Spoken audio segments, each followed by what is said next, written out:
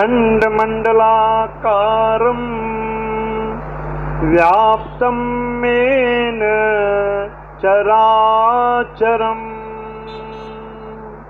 तत्पदं दर्शतं येन तस्मै श्री गुरुवे नमः। अज्ञानतिमिरान्धस्य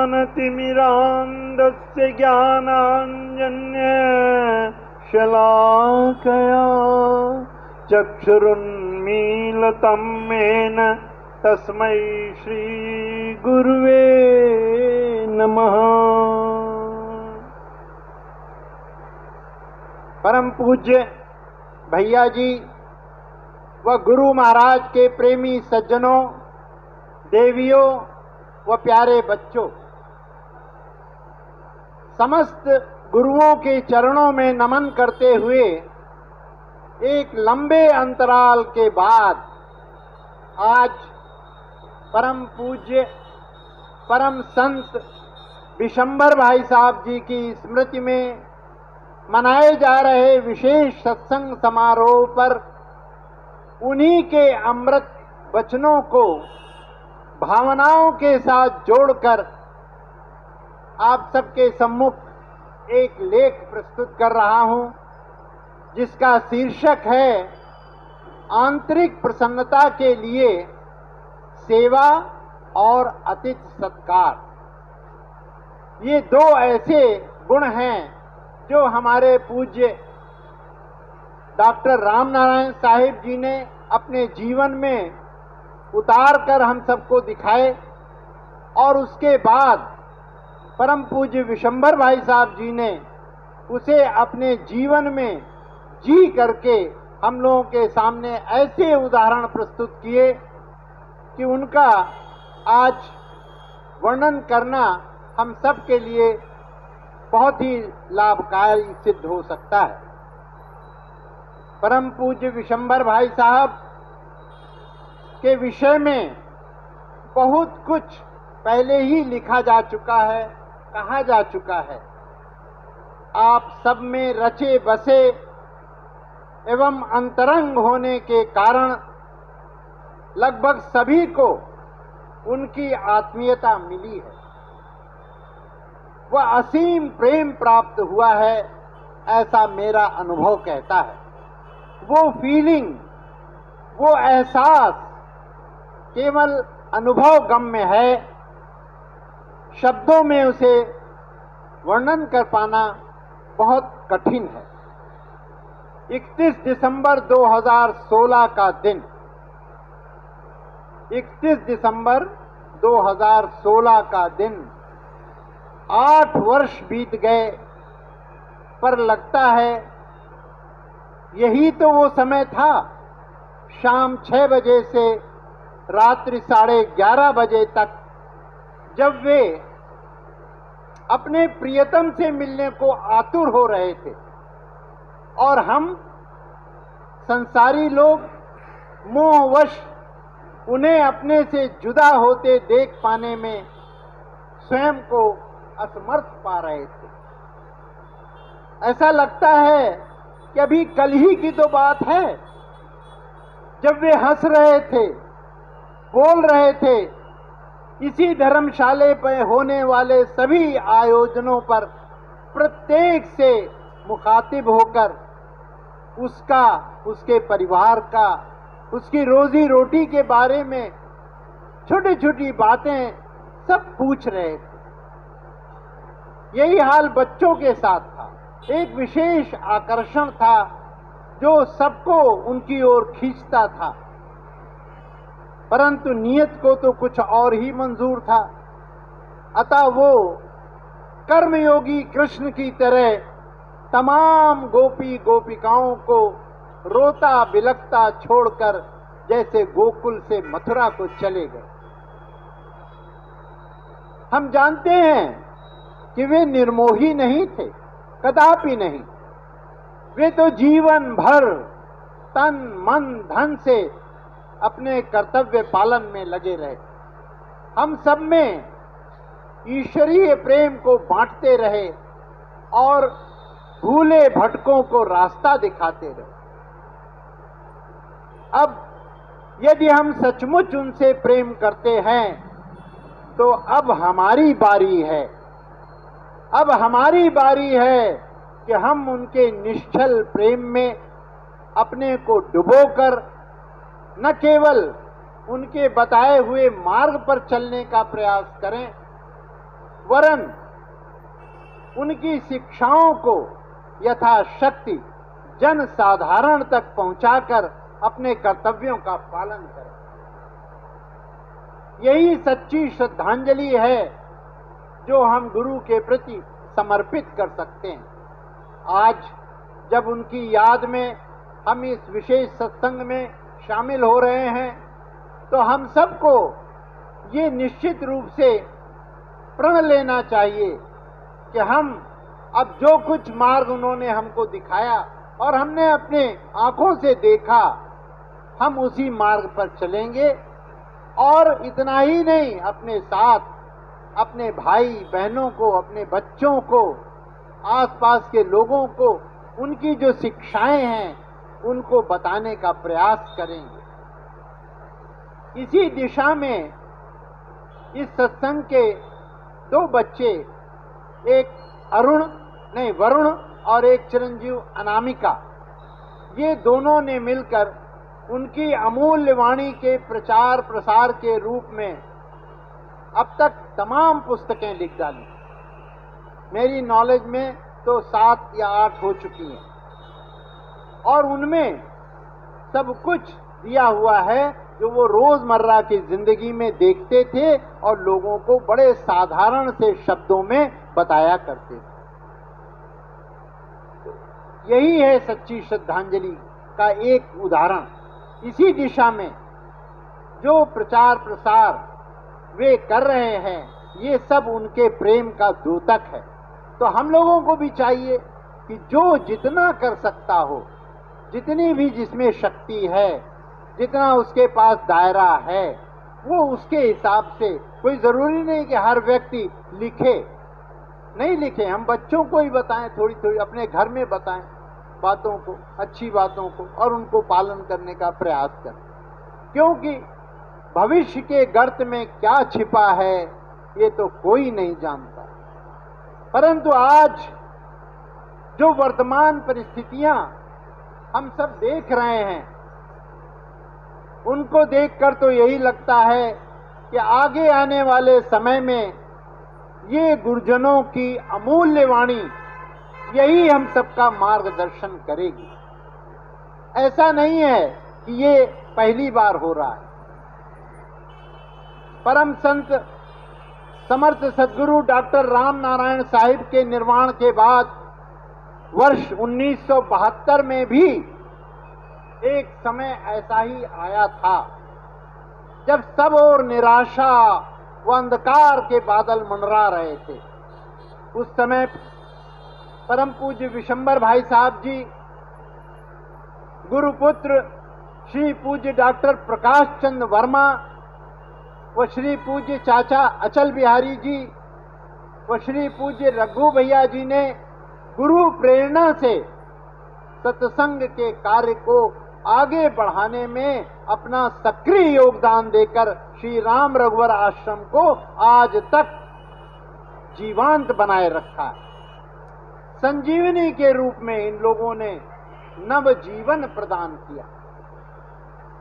जहां एक और परम पूज्य भाई साहब जी व श्री पूज्य रघु भैया जी सर्विस के साथ आंतरिक साधना में लगे थे, आदरणीय प्रकाश चाचा जी सत्संग में बैठने लगे थे, वहीं परम पूज्य चाचा अचल बिहारी जी कुछ भाइयों के सहयोग के साथ, मैं नाम लेना चाहूंगा, परम पूज्य ज्योति भैया, आदरणीय ओमी भैया, हमारे विष्णु भैया, डॉक्टर राम प्रकाश जी, श्री पांडे जी, ये सभी सत्संगी भाइयों के सहयोग से न केवल कानपुर बल्कि कानपुर के बाहर भी प्रेमी भाइयों के घरों पर जा जाकर गुरु प्रेम की अलख को ये लोग जगाते रहे। और इसी का परिणाम है कि हम सब बुजुर्गों की मेहनत का आज भी फल पा रहे हैं। ये जो कुछ हमको आज मिल रहा है, ये हमारी अपनी कमाई कुछ नहीं है, ये उनकी मेहनत है, उनका त्याग है, उनकी तपस्या है, जिसके फलस्वरूप हम अपने घर में सुखपूर्वक रह रहे हैं। सत्संग की महिमा को जानते हुए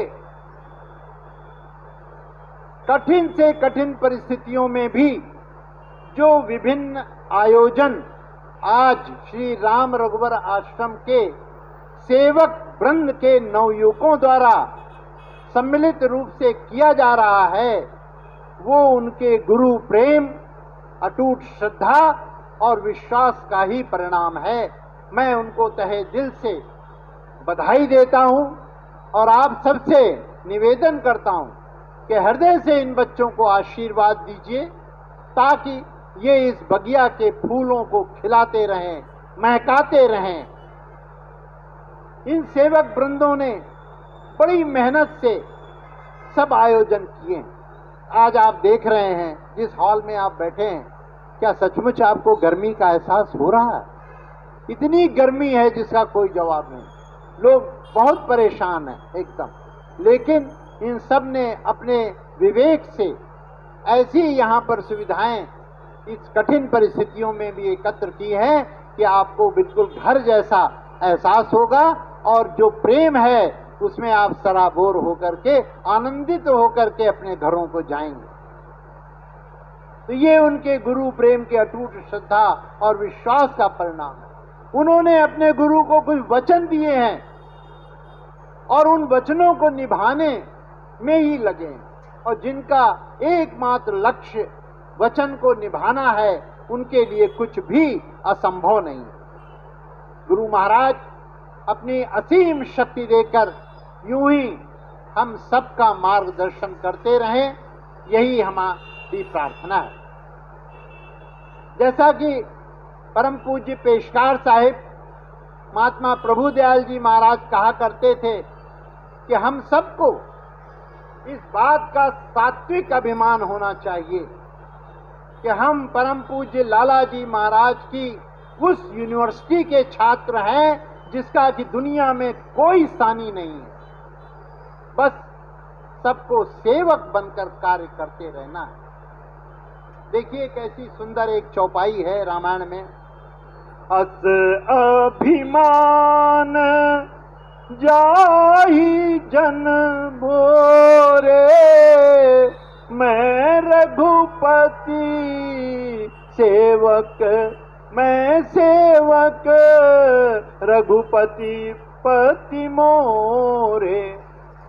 8 वर्ष किस तरह बीते हैं आप सब जानते हैं। इसी के बीच 2 वर्ष का कोरोना काल भी आया, जिसने सब कुछ बदल दिया। आप सोचिए भला कि कोरोना के पहले लोगों का मिलना जुलना, बातचीत करना, एक दूसरे के घर आना जाना किस तरह का था, और कोरोना काल के बाद आज क्या हो रहा है। अब तो आप किसी के घर बगैर फोन किए, बगैर पूछे जा ही नहीं सकते। पूछना पड़ेगा पहले कि भाई आप फ्री हैं, आप घर में हैं, हम आ सकते हैं, तब फिर आप जाएंगे, वरना पहले तो ये सब बातें कुछ नहीं हुआ करती। हम में से प्रत्येक के जीवन में इस बीच जो कुछ घटित हुआ, कितने आत्मीय जन हमसे बिछुड़ गए, कितनों ने ऐसी ऐसी कठिन परिस्थितियां झेली जिनका उल्लेख करना तो दूर, सोचने मात्र से ही दिल कांप उठता है। ऐसी विषम व अत्यंत कठिन परिस्थितियों में भी परम पूज्य भाई साहब जी ने हम सबका साथ नहीं छोड़ा। ईश्वरीय मर्यादा के कारण उनका स्वयं अवतरित होना तो संभव नहीं था, परंतु न जाने कितने रूप धारण किए, और वे सबके पास पहुंचते रहे, मदद करते रहे, ढांढस बंधाते रहे, निराशाओं के अनगिनत क्षणों में आशा का संचार करते रहे, और इसी के फलस्वरूप हम और आप आज यहाँ पर बैठे हुए। जहां तक मैं समझता हूं हम में से प्रत्येक ने इस कठिन समय में प्रत्यक्ष या अप्रत्यक्ष रूप से इसका अनुभव अवश्य किया है। वे हमेशा कहते थे कि नियति को कोई नहीं बदल सकता, नियति को कोई नहीं बदल सकता। दो ऐसी चौपाइयां थी जो हम लोगों के सामने उदाहरण के रूप में प्रस्तुत करते थे और समझाते थे कि राम कीन चाहे सोई होई, करे अन्यथा अस नहीं कोई। हुई है वह जो राम रचि राखा, को करी तर्क बढ़ावई साखा। सब कुछ परमात्मा का है और उसी की मर्जी से हो रहा है।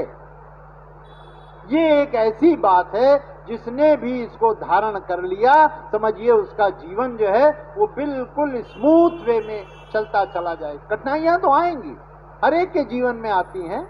भगवान राम ने कितनी कठिनाइयां उठाई, और भी सब देवी देवता मुनि ऋषि जितने भी हुए हैं, कोई ऐसे नहीं कि सबका जीवन एकदम स्मूथ चलता चला गया हो।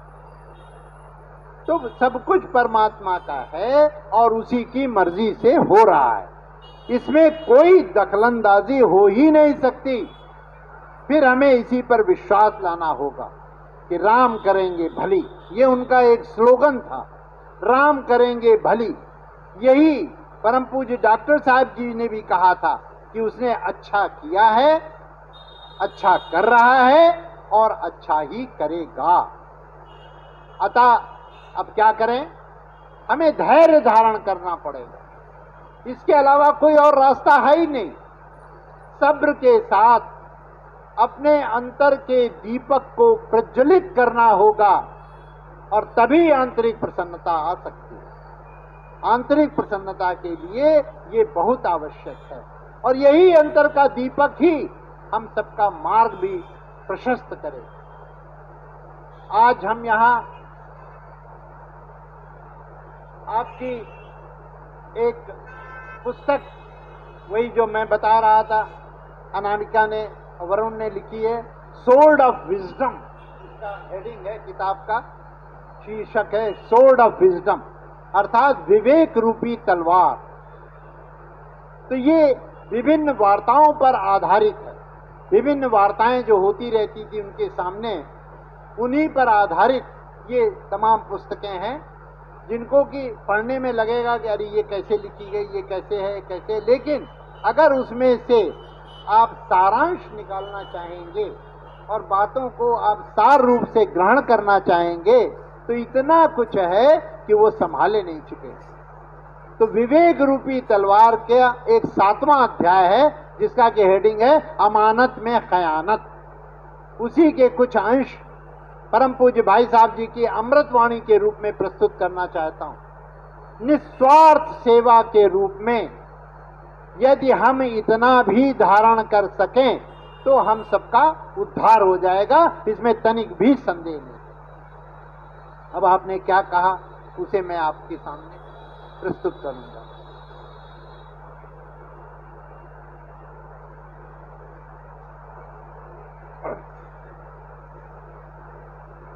आपने कहा है कि यदि कहीं भी किसी तरह का भी प्रोत्साहन हो रहा है, प्रोत्साहन हो रहा है यानी आपको कहीं से भी कोई मोटिवेशन मिल रहा है, किसी के भी द्वारा खुशी मिलती है, तो आप समझ लो कि ये परमात्मा का प्रसाद है।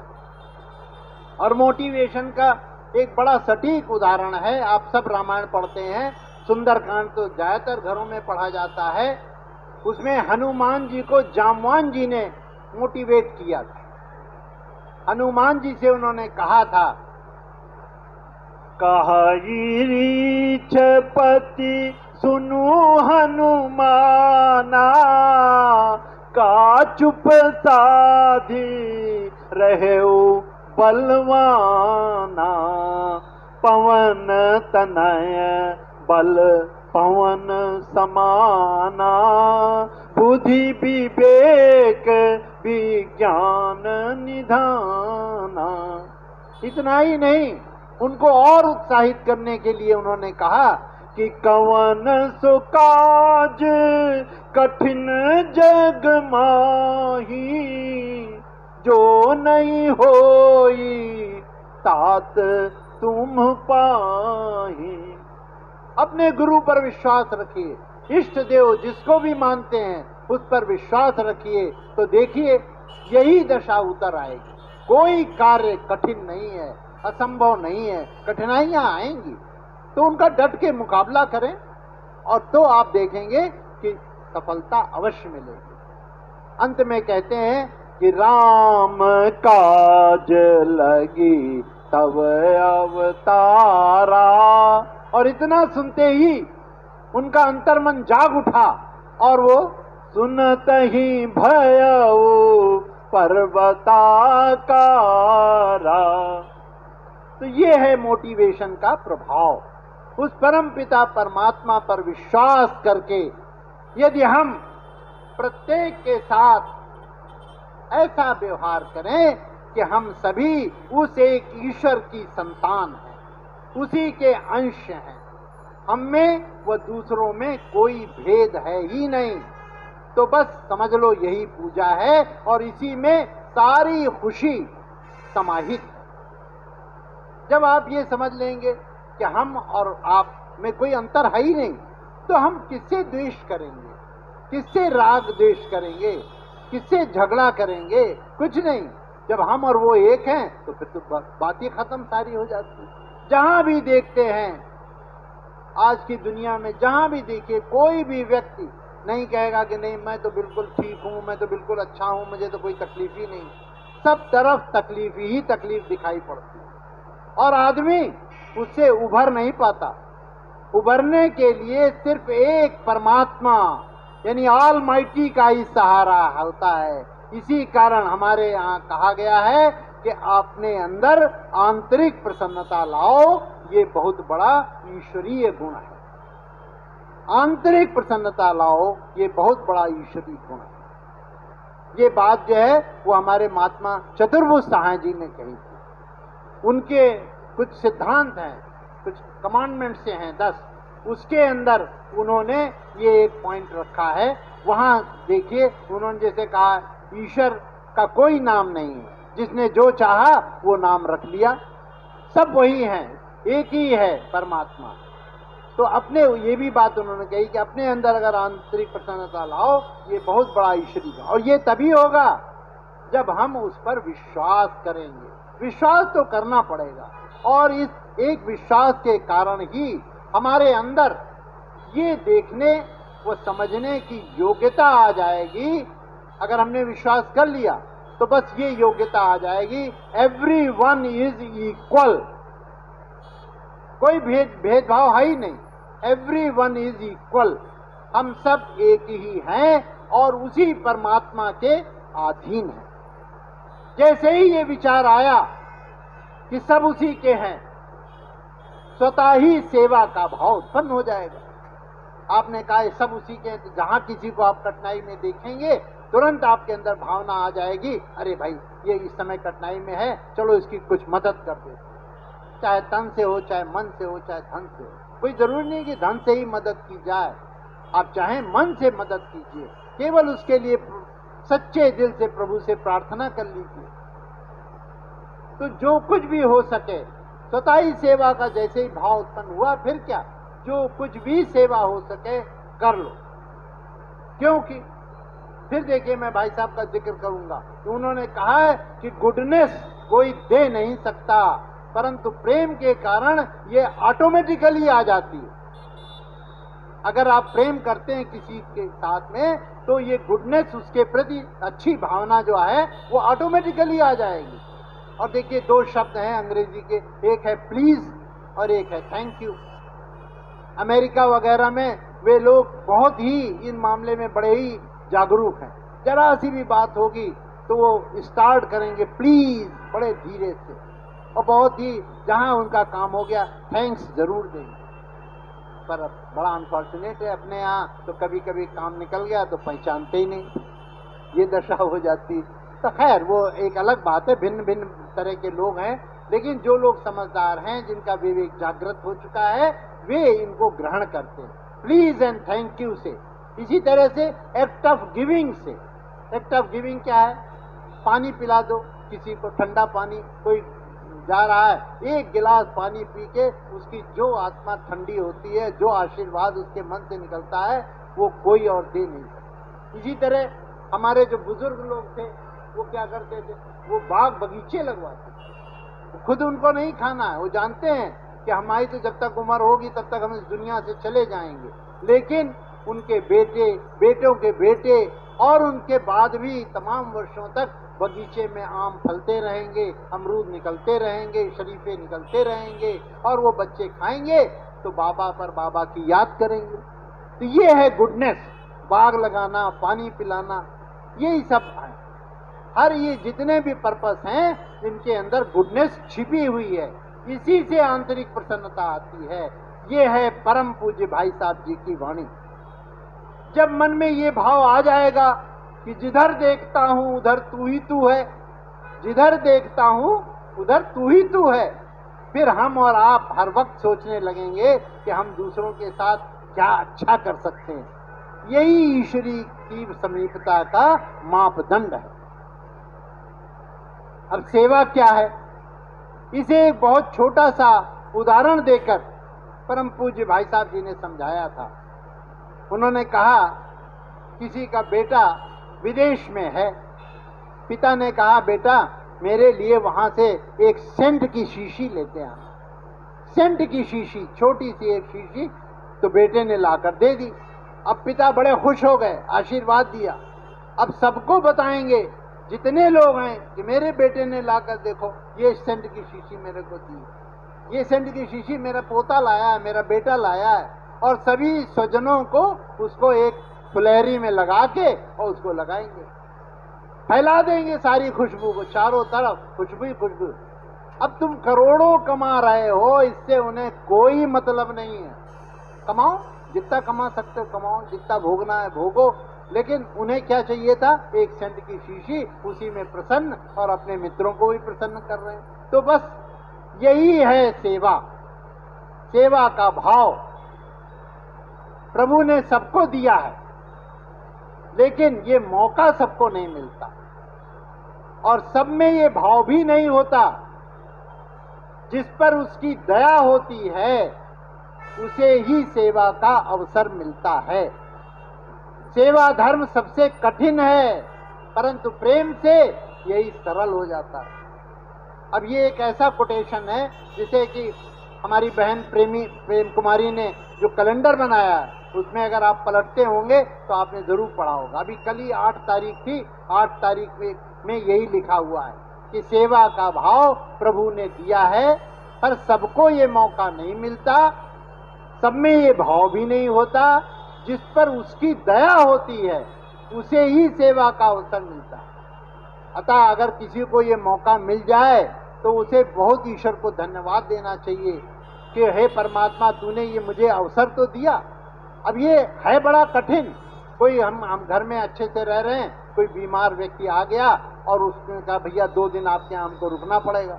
लो, अब किसी के लिए तो ये बड़ी भारी परेशानी का कारण बन सकता है, लेकिन जिसके अंदर ईश्वरीय भाव है वो इसे सोचेगा, अरे परमात्मा का भेजा हुआ है ये, तो हमको उसने मौका दे दिया, कर लो सेवा, इससे बढ़ के और कोई उपकार नहीं हो सकता।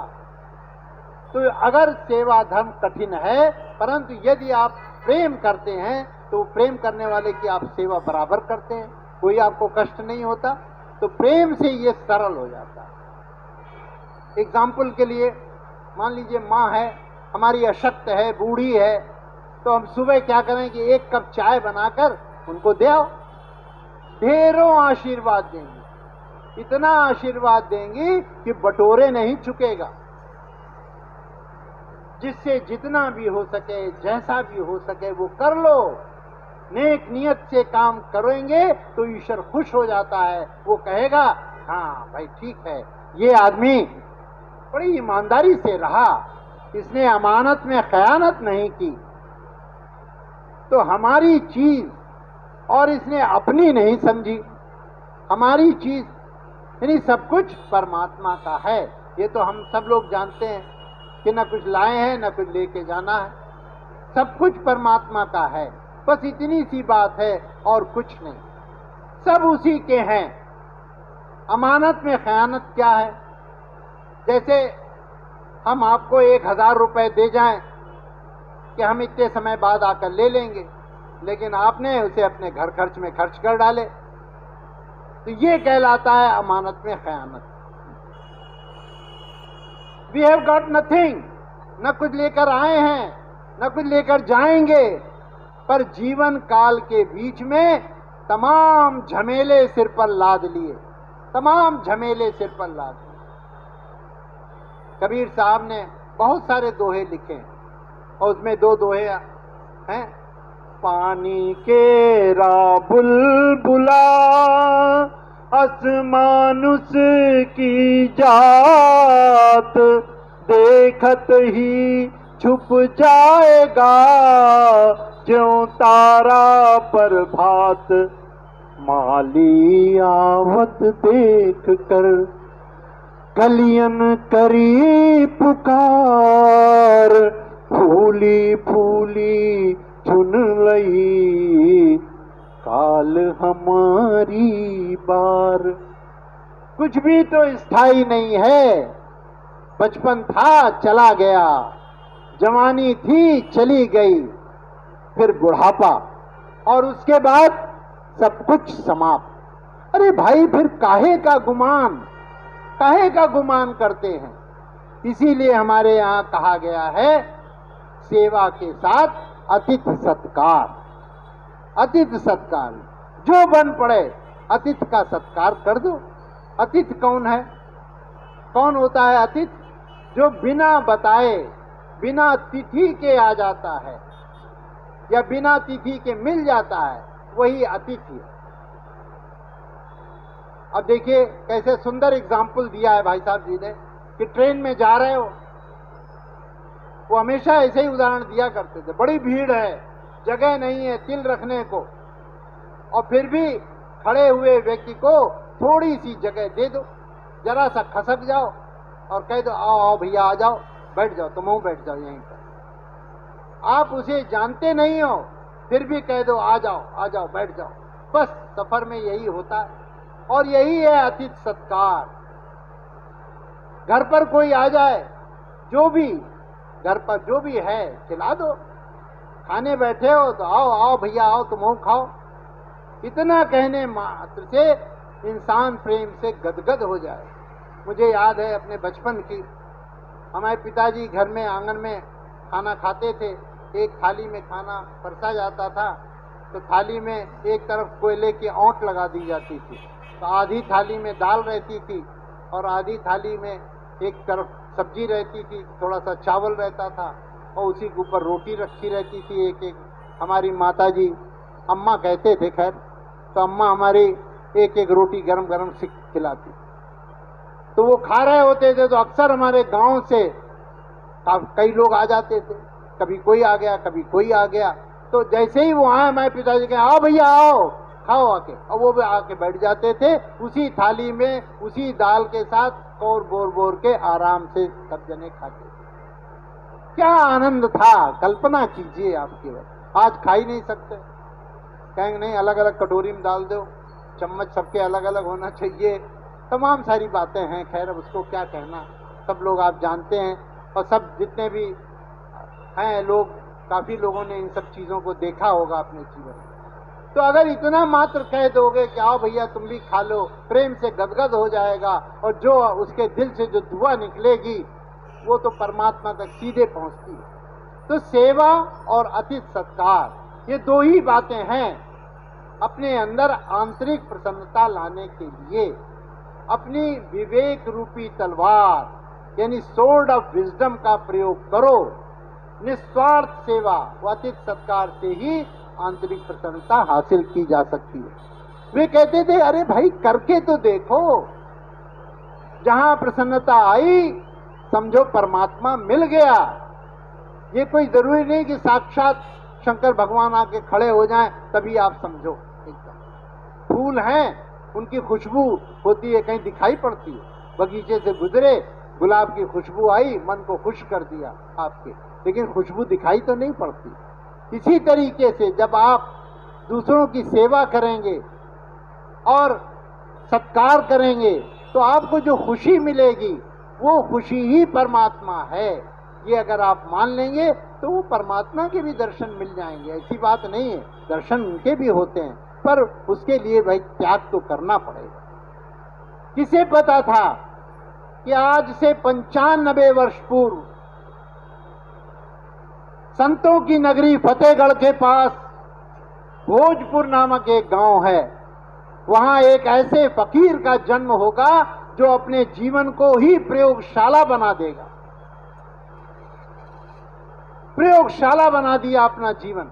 परिवार में प्रतिदिन घटने वाली बातों को अत्यंत सहजता से समझा देगा। मुक्ति प्राप्त करने के लिए सुगमता से किए जाने वाले सरल सूत्र देकर, और फिर एक दिन बिना कुछ कहे चुपचाप हफ्तों पहले अपनी वाणी को विराम देकर विदा हो जाएगा। ऐसे ही संतों के लिए कहा गया है कि तरुवर फले न आपको, नदी न पीवे नीर, परमारथ के कारणे संतन धरो शरीर।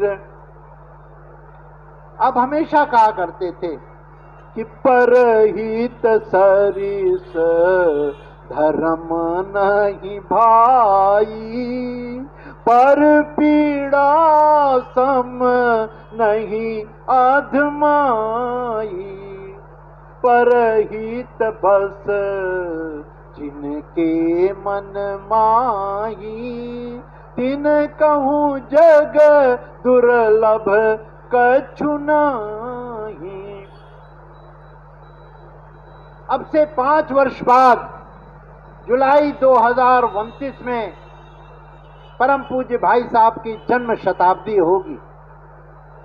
मैं रहूं या न रहूं, पर सेवक वृंद के सभी सेवकों से मेरी विनम्र प्रार्थना है कि परम पूज्य भाई साहब जी की जन्म शताब्दी बड़े धूमधाम से मनाते हुए सेवा व अतिथि सत्कार के व्रत को दृढ़ता के साथ धारण कीजिएगा और ये प्रत्यक्ष करके दिखाइएगा कि हमारे गुरु महाराज कैसे थे और क्या कहा करते थे, क्या सिखाया उन्होंने। बस मोक्ष रूपी परम विश्राम के लिए इतना ही बहुत काफी है। संसार से विदा होने से ठीक 1 वर्ष पूर्व 31 दिसंबर 2015 को आपने प्रार्थना करते हुए यही कहा था कि या इलाही मुझे अपने कुनबे का खादिम बना। या इलाही यानी हे परमात्मा मुझे अपने कुनबे का, कुनबा क्या है? कुनबा है पूरा संसार जिसमें पशु पक्षी भी आते हैं, पेड़ पौधे भी आते हैं, उन सबका खादिम बना यानी सेवक बना। ये थी उनकी प्रार्थना जो उन्होंने अपने अंतिम समय से ठीक 1 वर्ष पूर्व मेरी डायरी में लिखा हुआ है। 31 दिसंबर 2015 को आपने ये लाइन पढ़ी थी। परम पूज्य डॉक्टर साहिब ने अपने निर्वाण से 11 वर्ष पूर्व परम पूज्य भाई साहब जी को 2 फरवरी 1960 बसंत पंचमी के दिन पूर्ण इजाजत दे दी थी, परंतु आपने हमेशा स्वयं को छिपाए रखा, कभी जाहिर नहीं किया और तन मन धन से सदैव सबकी सेवा करते रहे। सबई मान प्रद आप अमानी। छोटे हो या बड़े, स्त्री हो या पुरुष, हम सबको उन्होंने बच्चों की तरह पाला और बड़े जतन से सबके जीवन को संवारा है। उनकी दया व कृपा जो उन्होंने हम सब पर की है उससे हम कभी उऋण नहीं हो सकते। जिसने जो चाहा, जो मांगा, उसे वो मिला, और जिसको जिस योग्य समझा उसको वो काम भी सौंप दिए। सौंप करके पायो परम विश्राम करके अपने गुरु की याद में, अपने गुरु के चरणों में विलीन हो गए। अब हम लोगों का फर्ज है, आइए आज के इस पवित्र दिन पर जब हम उनकी याद में विशेष सत्संग मना रहे हैं, इस मिल करके सब लोग इस बात की प्रतिज्ञा करें कि उन्होंने जो भी कार्य हमें सौंपा है हम उसे अपने जीवन की अंतिम सांस तक निभाएंगे, अंतिम सांस तक निभाएंगे, कोई कोर कसर बाकी नहीं रखेंगे। मैंने पहले भी एक बार 20 जुलाई 2017 को परम पूज्य भाई साहब जी के जन्मदिन पर राजाजीपुरम में एक कविता बनाई थी, उसके अंतिम उसका 4 लाइनें हैं। हम निराशा भरे युग से नहीं घबराएंगे, आपकी लेकर मशालें हम शिखर तक जाएंगे। दीप को बुझने न देंगे, फिर सुबह वो लाएंगे। दे रहे विश्वास गुरुवर, हम नहीं झुठलाएंगे, हम नहीं झुठलाएंगे। आइए हम सब मिलकर गाते हैं। वो हो शक्ति हमें दो दयानिधे, कर्तव्य मार्ग पर डट जावें, पर सेवा पर उपकार में हम जग जीवन सफल बना जावें। हम दीन दुखी निवलों बिकलों, हम दीन दुखी निवलों बिकलों के सेवक बन संताप हरे, जो हैं अटके भूले भटके उनको तारे खुद तर जावे। वो शक्ति हमें दो दयानिधे, कर्तव्य मार्ग पर डट जावे। छल दंभ द्वेष पाखंड झूठ, छल दंभ द्वेष पाखंड झूठ, अन्याय से निश दिन दूर रहे। जीवन हो शुद्ध सरल अपना, जीवन हो शुद्ध सरल अपना, शुचि प्रेम सुधा रस बरसावे। वो शक्ति हमें दो दयानिधे, कर्तव्य मार्ग पर डट जावे। निज आन मान मर्यादा का प्रभु ध्यान रहे, अभिमान रहे, प्रभु ध्यान रहे, अभिमान रहे। जिस मातृभूमि में जन्म लिया, जिस मातृभूमि में जन्म लिया, बलिदान उसी पर हो जावे। वो शक्ति हमें दो दयानिधे, कर्तव्य मार्ग पर डट जावे। जय श्री राम।